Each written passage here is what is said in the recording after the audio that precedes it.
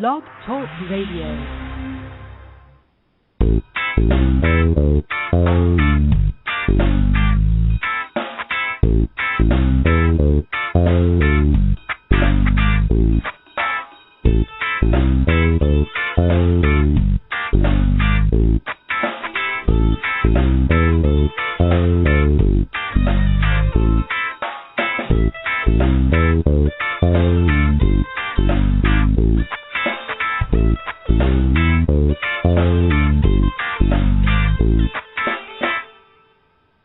Hey, this is Cosmic Currents, and I'm CJ Miller, and I'm here with my co-host, Helane Lipson, and we're teaming up to bring you the latest news, opinion, and wisdom from the waves of information entering our collective consciousness at this time. Helane, are you with us? I sure am. Hi, CJ. Great. Hey. I'm so excited to do this show again with you. Yeah. Me too. It's been an interesting time lately. I tell you, as an astrologer, I can't help but follow what has been happening lately. First, with this giant solar eclipse we had on May 20th. That's what kicked it off. And that opened us up to a new eon or a new age. And this was a transit. I don't know if you realize it. It was the first time in 26,000 years that we were lined up with Pleiades, the sun and the moon and Pleiades. And we had a solar eclipse. And this has been an incredibly powerful time, taking us all the way to this big full Sagittarius moon that happened on June 4th. And that was like all the truth was coming out, bringing the truth out. And then finally, we kicked into these Venus transits. And that was the 5th and 6th. And that is pretty major. The Venus transits happen about once every 130 years. The last time it happened, it was 1874. The next time it's going to happen, it's 2117. And what that is, the Venus transits are really bringing us into the divine feminine.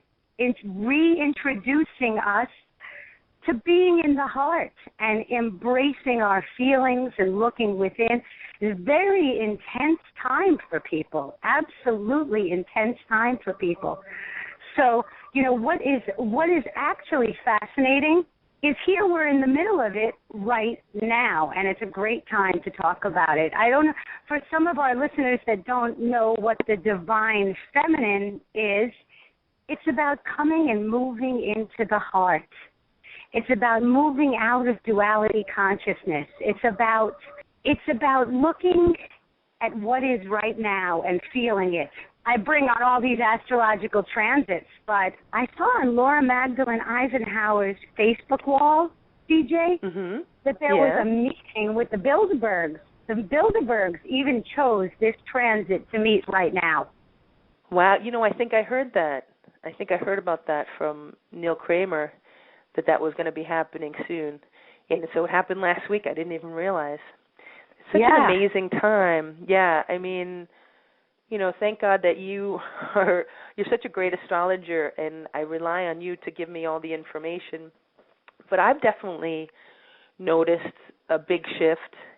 And as you said, it's the time we're shifting into the divine feminine, which is what I understand is that that's the place of the heart.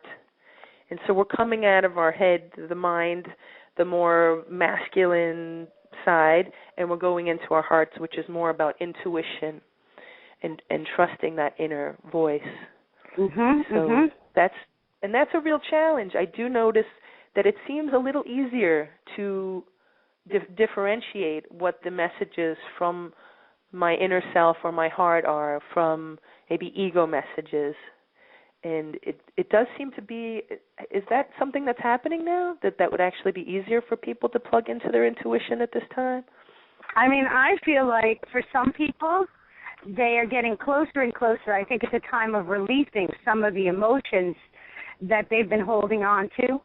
I think a lot of people have these unresolved issues, whether they're triggered off by feelings of shame or whether they're triggered off by feelings of abandonment, or whether they're triggered off by feelings of not being good enough, whatever their pattern is coming out more and more now, so that it can be seen and released and, you know, brought into the light and finally released once and for all. Because as long as we can feel ashamed, as long as we can feel wrong and right, good and bad, they're all part of this old paradigm and this duality consciousness where we are stuck in all the shoulds. I should be doing this, and I should be doing that, and I should be doing this, and I should be doing that, and this is, and I should have done this, and I wish I did that, which is all feelings of regret, which is all feelings of regret about things. So it's an interesting, it's actually a fascinating time to be alive at the change of an eon. There's something to it. It's amazing that the Bilderberg meeting, that the Bilderbergs, some of the most powerful people who use the energy of the mystical energy and the cosmic energy to create, even if it's not for the light side, even if it's for the dark side, they are still using that energy. They are using what they know. This is a very powerful time. So what we believe is what we create, and we're doing it right now. So if we feed into our anxiety right now, we're manifesting it even quicker. They knew that. That's why they decided to get together and manifest. Right. And so to explain to people who maybe don't know about the Bilderbergs, are they like the heads of all the industry? The head of all the industries. It's really the Rothschilds, the Rockefellers, and some of the most powerful families. It also includes now, what's the name of the guy who did Facebook? Oh, Mark, some of the leaders of Google, and the head of all kinds of other industries. And, of course, many of our political heads, our figureheads, are also included and invited. And together, they get together and they manifest and they plan for our economic, political, and corporate future. They're actually setting up what's going to be happening in our economy. But I had seen another video on YouTube. Alex Jones was there and a whole bunch of other people, and they had signs up, and I don't think that had happened in previous years. I think it was much more secretive, and I think it was much less infiltrated by the general public. The fact that Alex Jones and a whole bunch of other reporters were there, and they were like almost as they had this shot with one of the Rockefellers coming in a car, and everybody was like, "What are you planning? What are you planning for us?" It was like, wow. I think more and more people are recognizing what's going on.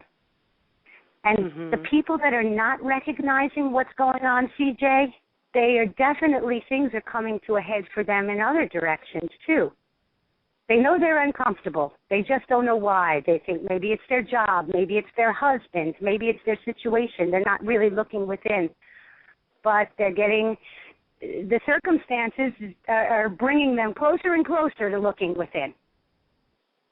Oh, I would agree. I mean, people who maybe are somewhat open but are very caught up in their world or their job and their family, they don't have a lot of time to, at least they don't make the time or whatever, to kind of explore this side of things, but they're open to the ideas of it.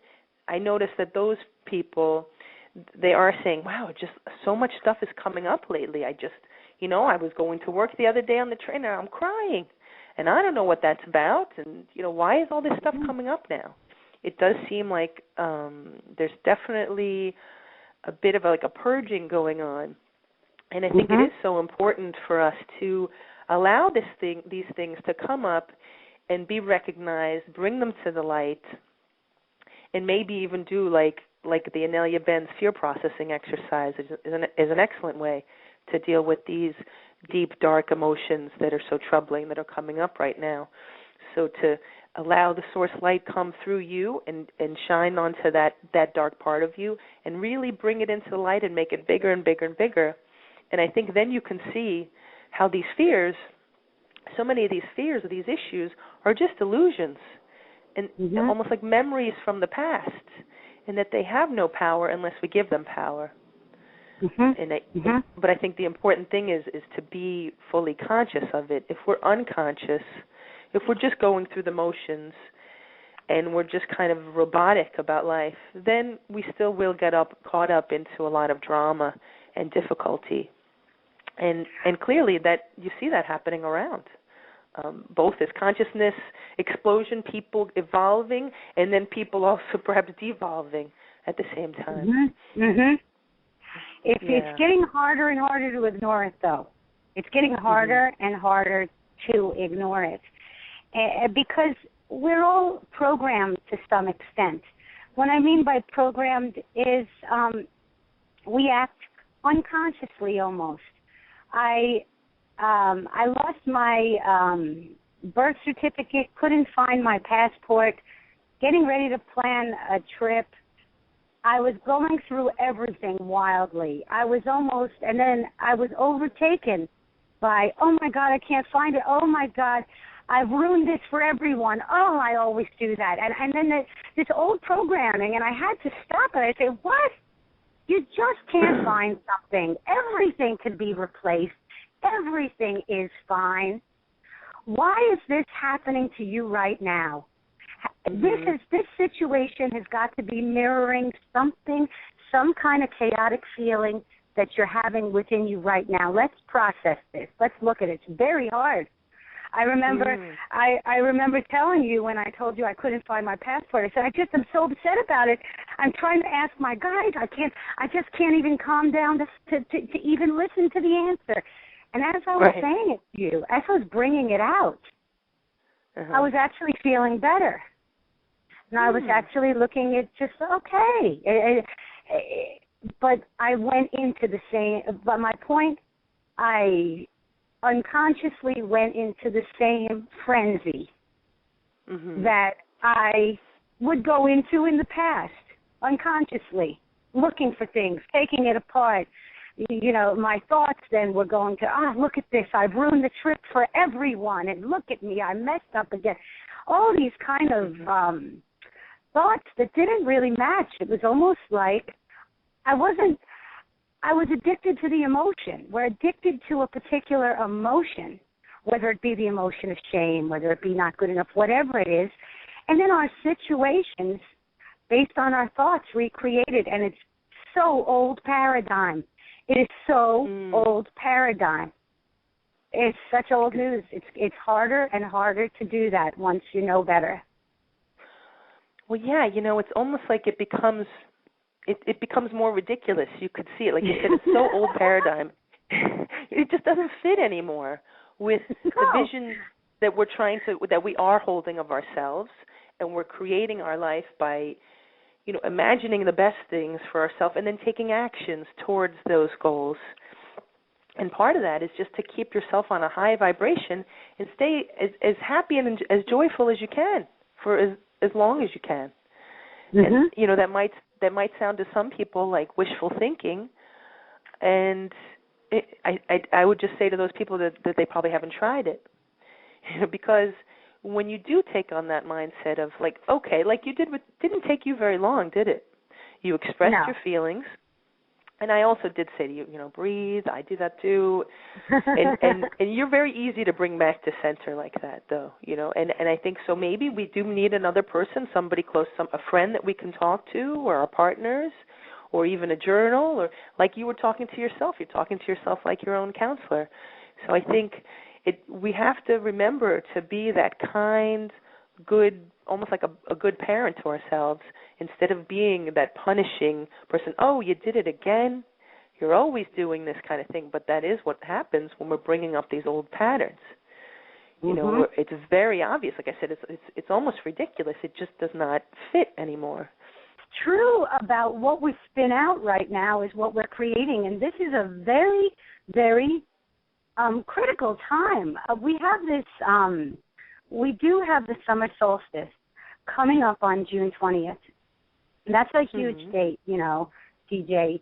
Right before it, the day before it, we have the new moon in Cancer, which is also the ultimate in feminine, the ultimate mother sign, the ultimate feminine sign we're coming into on the 19th. And then we have this summer solstice, and the period between now, actually the period between May 20th and the period of the summer solstice, June 20th, is quick manifestation. And it really does happen.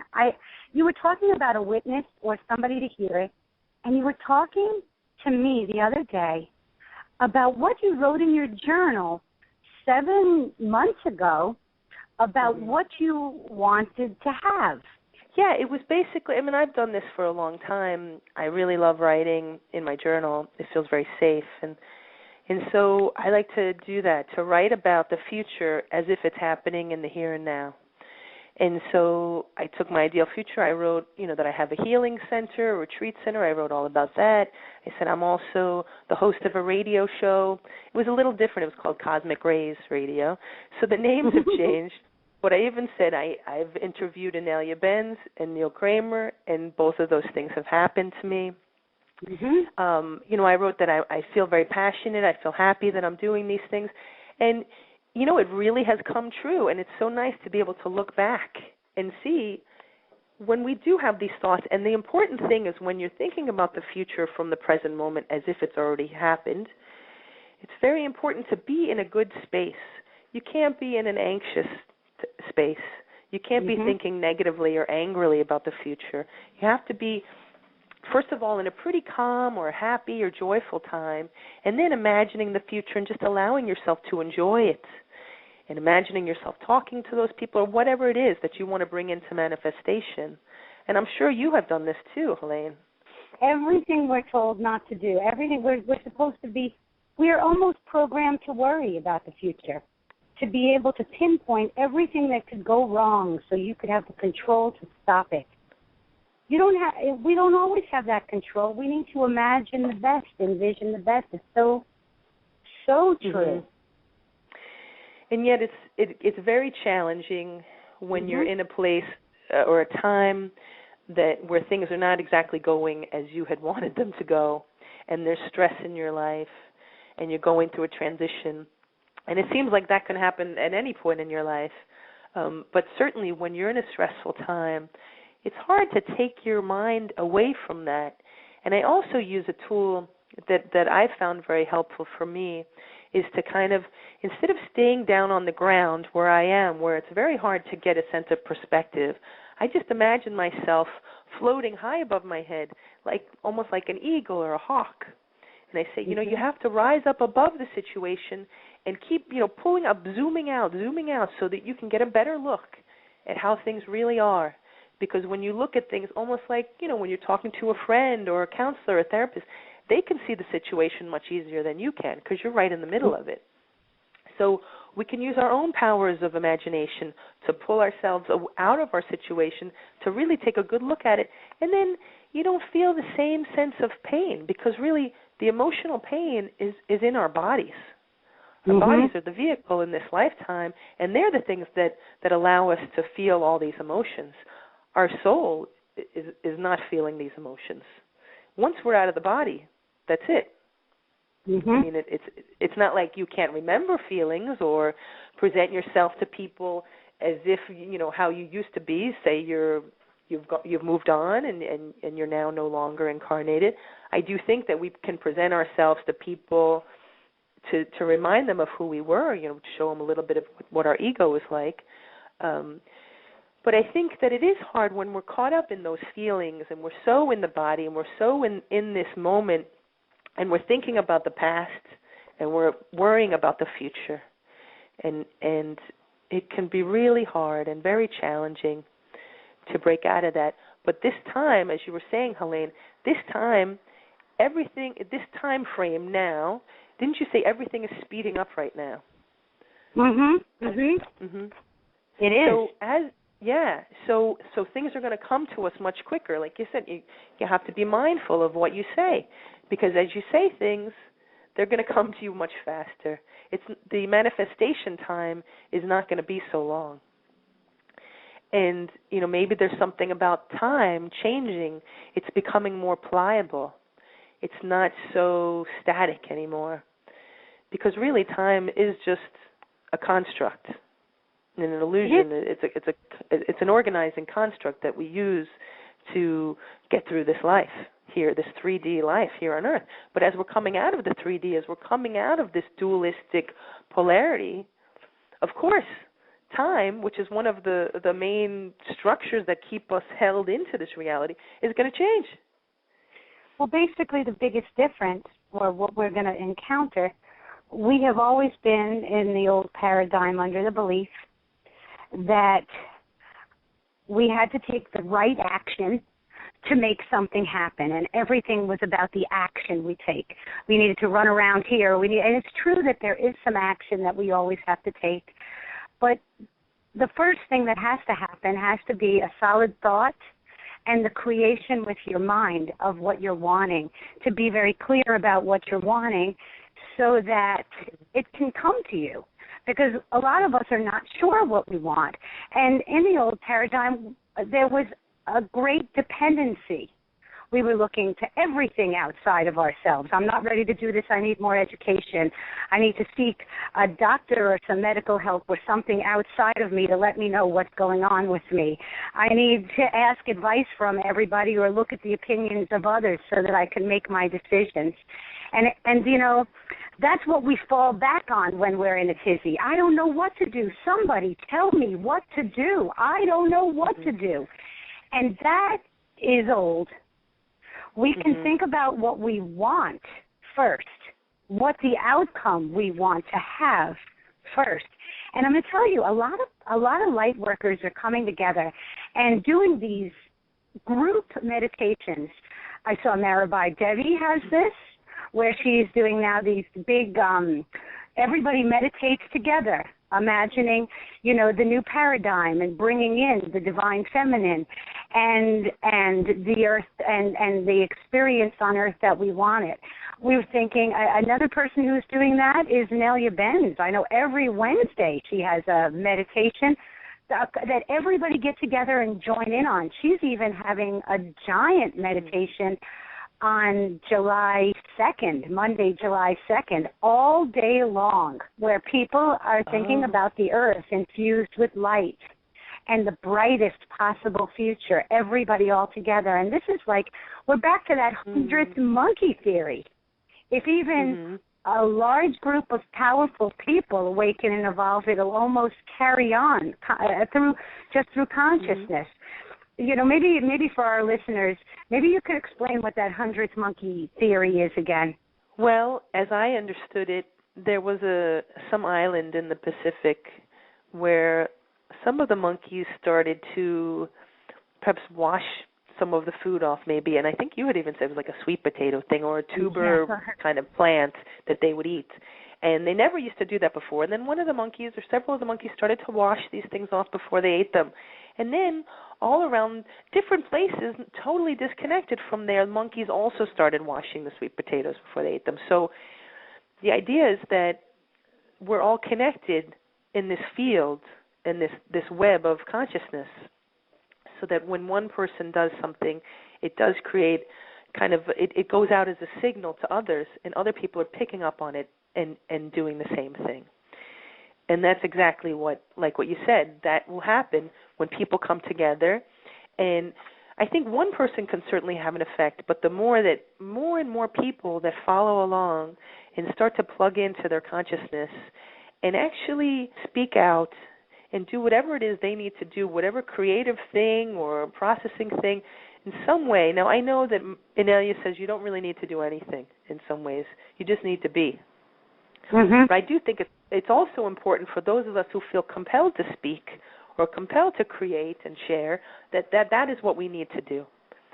So, going along with the messages that we're getting, again, going back to living in the heart, whatever the messages that you're getting, we need to follow those and continue to do what feels right for us.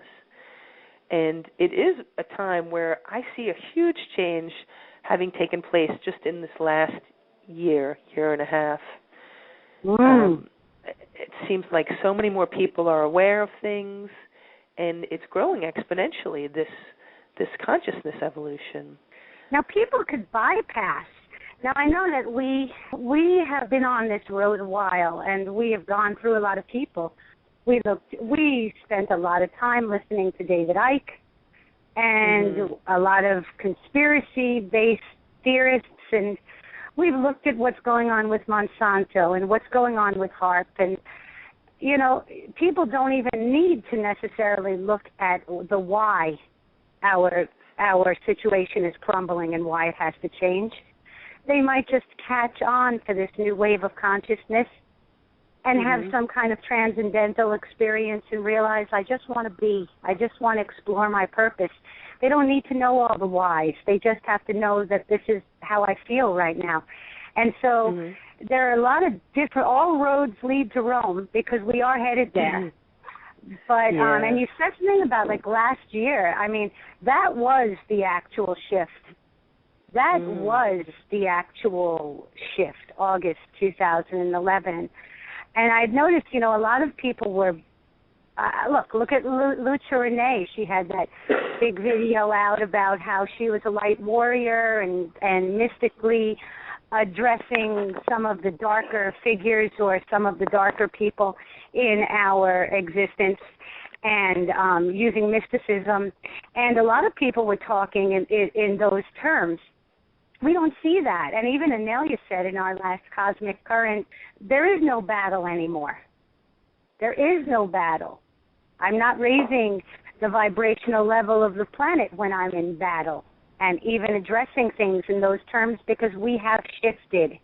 As it's getting clearer and clearer to me when I watch YouTube videos, what makes me feel comfortable and what makes me feel wrong. And we were talking about that. Here, I once adored Dolores Cannon, but then when she said the earth wants to shake us off like the dog shakes off fleas, that didn't feel right. That felt wrong. Gaia loves us. That kind of misinformation would make people think, well, who cares about our earth anyway if they want to shake us off like a bunch of fleas? That doesn't feel good. Or the last Drunvalo Melchizedek video with Lilu. And what was that called again? Do you remember the name of? Yeah, hold on a second. Name of video: Drunvalo Melchizedek, crop circles, Russians, coming solar flares. Use your discernment through the heart. That was Lilu Massey's title for it. He tells people to go through the heart. He doesn't say how. He says, well, women will know what to do. Men won't, because we're different. And then he says a lot of things that make you feel like it's the end of the world. It feels almost scary. I was left with, what does this mean? We're all dead? And I had to process that afterward. Somebody I adore, I love him. I love his energy. I know. And why? So we have to take from everybody, even who we think is very, very good, we have to take from it what we like, and we have to process our feelings around the parts that we don't necessarily think are true. It's a new paradigm where we're actually thinking about how something makes us feel and embracing it if it feels good. Or I would say maybe like noticing how you're feeling and tuning into your body. Because sometimes when we're staying in our heads, in our minds, it's hard to know what your feelings even are. There's like a disconnect there. So I think the fact that we're moving more into the heart is supposed to enable us to be able to understand what our intuition is telling us, what our connection to Source is really telling us. Because that's what it's about, Helane, isn't it? I mean, it's about the fact that, and I know that different people have said this, even Barbara Marciniak, Bringers of the Dawn, and the Pleiadians were saying that at some point we're not even going to need to go to a channeling session or go to a psychic, because we'll be given the information ourselves. We will be clear channels, able to access all this divine information on our own. And even right now, we can do that. I think, though, that when we're caught up in emotions, it's hard to let that channel be open, even for yourself, who is you're the best psychic that I know. And still, when you're in a moment of feeling bad and your old patterns are coming up, your channel is not as open. So, you know, we're all like this. And yet, when you're in a moment of feeling relaxed and peaceful, things come to you. You're not even trying. You're not even asking to do a session, and you have thoughts coming to you. Stepping away, kind of like you were saying. And thinking about, why is this happening for us? Well, and it all comes down to judgment, doesn't it? It's judgment of self, judgment of other. And if we're going to be more evolved spiritual beings they're channeling divine source, we really can't stay in a place of judgment. Yeah. And again, you know, going back to Anelia Benz, she is a wonderful example of that. Even when she was doing the light warrior work, working with these negative entities, there, you know, a part of her ego wanted to say, "Oh, that bad person, you should have done something to them." But, you know, she had to say, but Source has no judgment. So it's just an issue of being a channel for the Source energy to come through to transmute the negativity in the other. And that's why we all we can't completely shut ourselves off from the world and the negativity that exists, even though we may feel like we want to. And when you're going through a spiritual journey, and this brings me back to, I'd like if we could talk a little bit about Jeff Foster. I would love to, actually, because you were saying about judgment. And as long as you're judging, as long as there's good and bad and right and wrong, and as he said, left and right, or any kind of duality, we're not in singularity consciousness of accepting yourself as a divine being. What was that video he had? He said, "What's wrong with right now? What's wrong with right now? Exactly. Here I am on the couch enjoying what's wrong this with moment." This? What's wrong with this? What's wrong with this? And just being here, sitting on the nothing. Nothing is wrong with this. Well, I think the important thing, and I felt so connected to, and you had turned me on to his work, and I felt intimately, instantly met by his message, because he talks about how many years he spent seeking. And I think this was actually in one of the interviews he did with Lilu from the Juicy Living Tour, that he was saying, 3 years he spent reading everything he could, reading Osho, looking into the Bhagavad Gita and all of the old ancient texts and the new things, and still the enlightenment did not come. And it was almost when he gave up trying to be enlightened and just said, what is wrong with this just being? And that is when, I guess, he wrote his book. And he has such a powerful sense of peace. That's what I noticed. After listening to him, and that night and the next day, I just felt really good. And I felt like everything's going to be okay. Me too, actually. He had an energy to him that made me feel good. It raised my vibration just listening to him. Something amazing he said also. He was looking for, as he was doing all this research, he was looking for the right teacher, somebody to teach him, somebody to tell him what to do and what to think, and there was no such person. It all was in him. It was all in him. Many of us are on a search looking for who to believe, and what we believe is what resonates and feels good to us, and that's where we need to leave it, where we need to leave it and take with us what we want and let go of the rest. And we could have many teachers, but there's not just one person that we're under that we follow blindly anymore. We don't just follow I feel very uncomfortable following a medical doctor blindly. I feel I wouldn't take advice from somebody from the bank about how to manage money.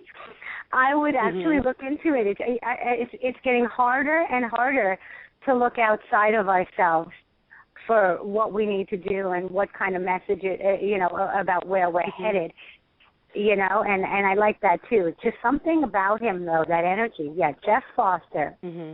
Jeff Foster, yeah. He's an English guy. I think he's pretty young, maybe like 27 or 28, you know. Yeah. Mhm.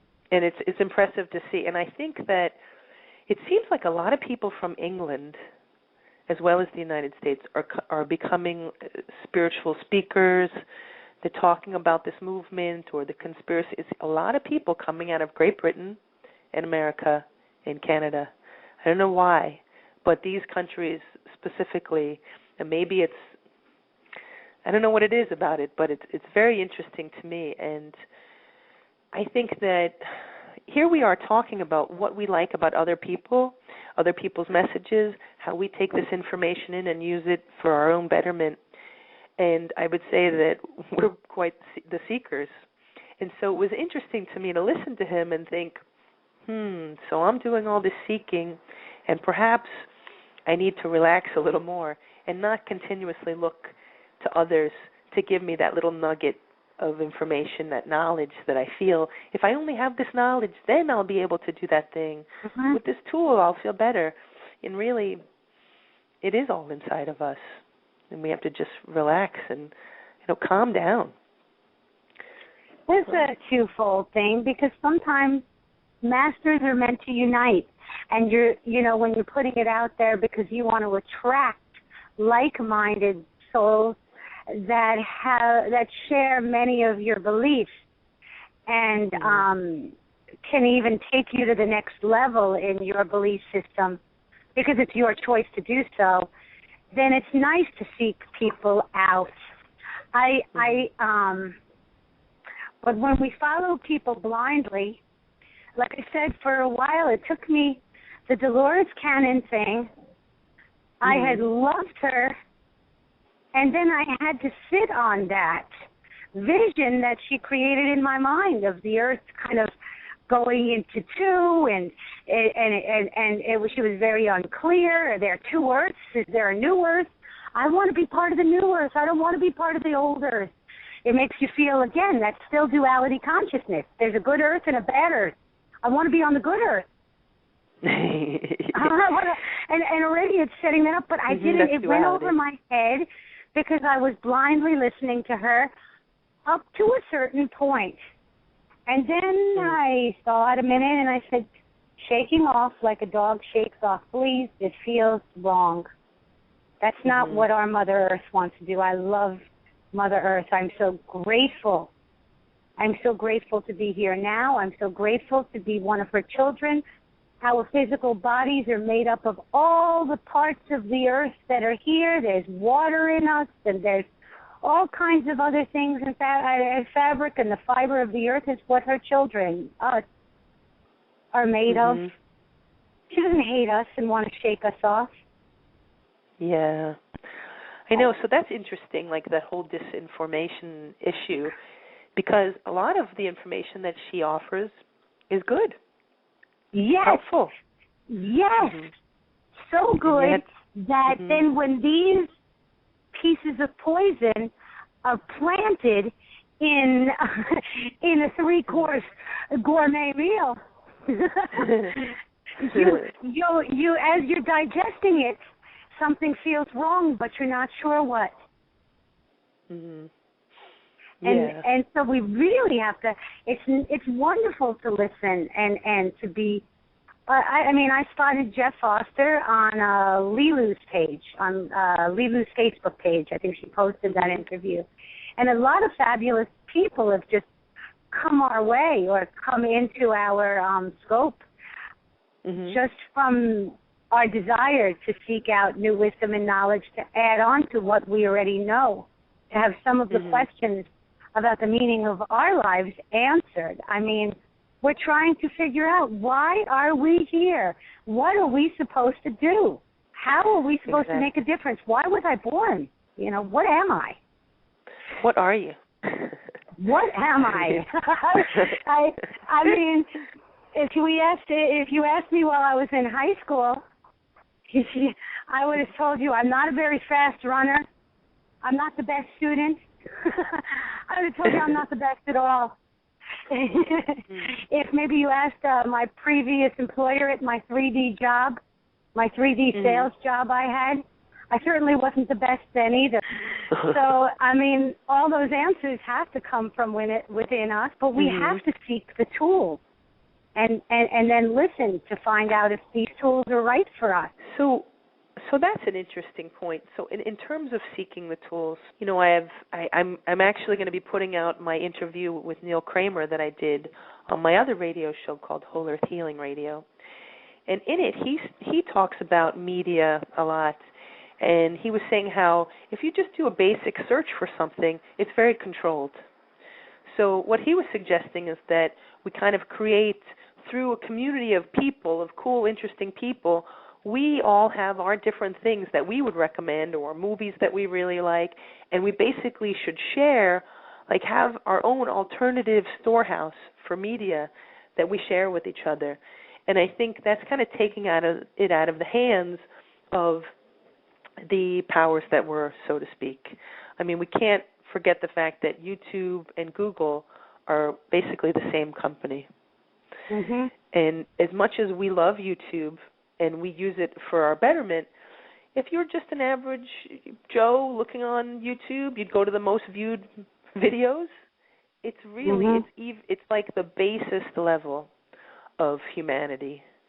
And it's even worse than, I mean, it'd be like going on the TV and watching a commercial for Girls Gone Wild or something. I mean, it's basically like that. It's a bunch of idiotic things, you know, sexuality, rampant. Combo of distractions and scary stuff. Everybody knows this is a highly powerful time to be around. Everybody's talking about 2012, but some people, you know, are attracted to the dangerous Armageddon-style videos of how, you know, one vision of how it's going to end, and many of those videos are on there. Some of the kind of, well, it's an Armageddon, well, it's the end of the world, well, it's the end, well, now all the people that have been wrong are going to be sorry, you know, and you know, so there's these, some of them are destructive, some of them are just idiotic to distract you. But, you know, there are some channels like that. Like, isn't there's the GIC.org, the Global Illumination Council. They have a bunch of videos of that sort. There's the Federation of Light.ning.com. That's another pretty good one. And then Mindbook is okay. Mindbook doesn't change their featured videos very much. People add them in, but not a lot of care seems to be where the Federation of Light, they're really actually looking at the videos and approving them after. And they have some people that actually watch it, and they will not let trash or spam.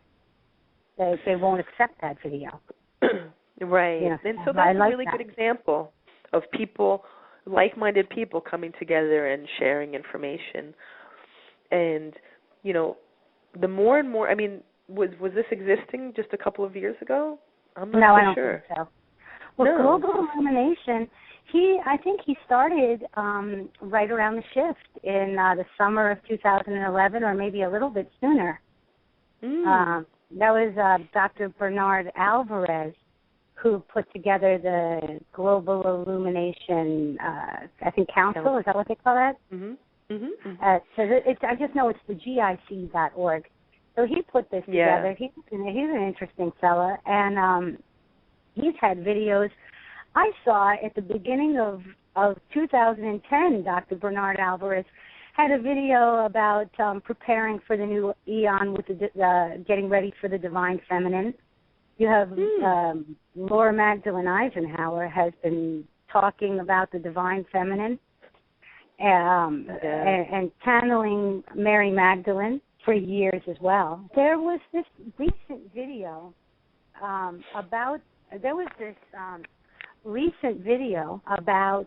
Lilu. Yeah, this video. It was on Lilu. Her name was Kathleen. McGowan. Kathleen McGowan. She had said that she was actually she did this video in France, and she said that she was from the sacred bloodline, that the Magdalene line, the Magdalene bloodline, and she believed that she's a self-proclaimed descendant of the union between Jesus and Mary Magdalene, and that's basically in an attempt over the last 5,000 or so years to discredit the feminine side or the divine feminine or the intuition. I mean, after all, then there wouldn't be war. There wouldn't be a lot of these money-making, and there wouldn't be the power and control, aggression aspects that we see with the masculine-dominated society or masculine-dominated paradigm. Exactly, thank you. And what she was saying really pretty much was that history was hidden from us, that she was actually a very, very, very powerful person in France, settled there, and was even part of Jesus' resurrection. I don't know. That was an interesting video. Did you see that one?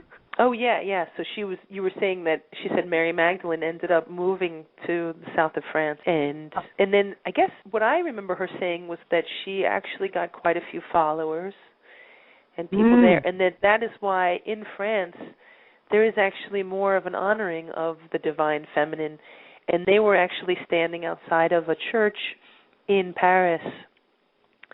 And I can't remember the name of the church right now, but it had many statues and symbols of Mary Magdalene there, and that there was an honoring of her, which has actually been either misrepresented or completely, the history has just been wiped out now in the common knowledge of people. I mean, how many people know that much about this? Even us, we only learned about it within the past month or so.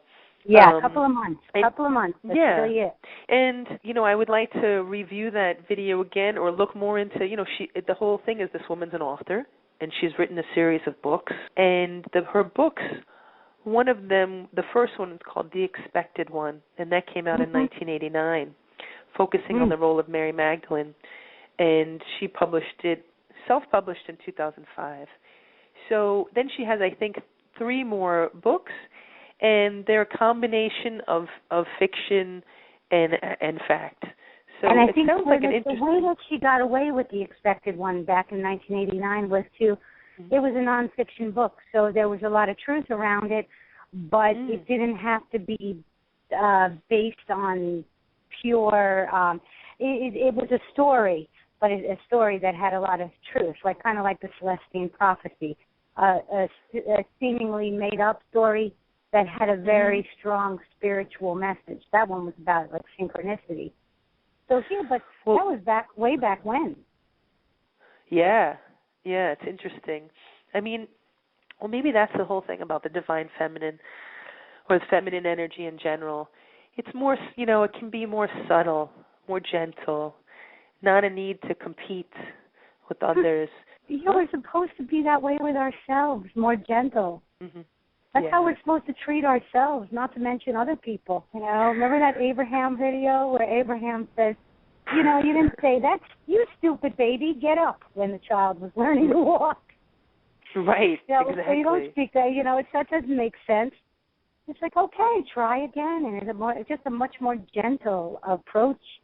And we really are, in thinking about this new age is the age of the divine feminine. Things are changing. Every institution is going to crumble because we're in a new age where the power and control struggle, when the age of dependency, the age of aggression is over. And I see a beautiful, beautiful future for the earth and all of the people on it. I mean, this is how I think. Oh, and that certainly makes you feel a lot better too. It does. To take in that. It makes me feel better just hearing you say it. I'm like, oh, you could feel it in your heart. You could feel it in your body when information is shared. If it feels like it makes you feel good or it just makes you feel bad, like sick to your stomach, kind of like that Dolores Cannon thing. Yeah. And it's we're supposed to feel good now so that we can create beautiful things because our heart is resonating at a frequency. Every single beat of our heart is giving out an electromagnetic current that radiates at the speed of light and goes out, and it's a very powerful thing, and every human being on the earth has a say. And we've only almost been hoodwinked by just a few in power. That's why I found it to be a beautiful thing that now everybody was protesting the Bilderbergs. People were aware of it. People that had never heard of it. I mean, there were hundreds of thousands of people watching Alex Jones's video of them infiltrating the Bilderbergs in Chantilly, Virginia. Which is, again, we want to have a say in our future, and we will. But one thing we do have control over is our thoughts. When we imagine a beautiful future, when we see the beauty in our own lives, we are creating a beautiful future because the now is beautiful. Yeah, exactly. Yeah. And, so that's what I would wish for people, that they can have that sense of peace to create the future that they really want. There's been somebody who is a caller who has been waiting, I believe, to ask a question. Yeah, I mean, there were a few. Now there's a couple still here. I'm wondering if we should take the call and see what they have to say. Okay. Let's give it a whirl. Let's see who's here with us. All right, let's do this. Hello? Hello, are you with us? Caller 714. Okay.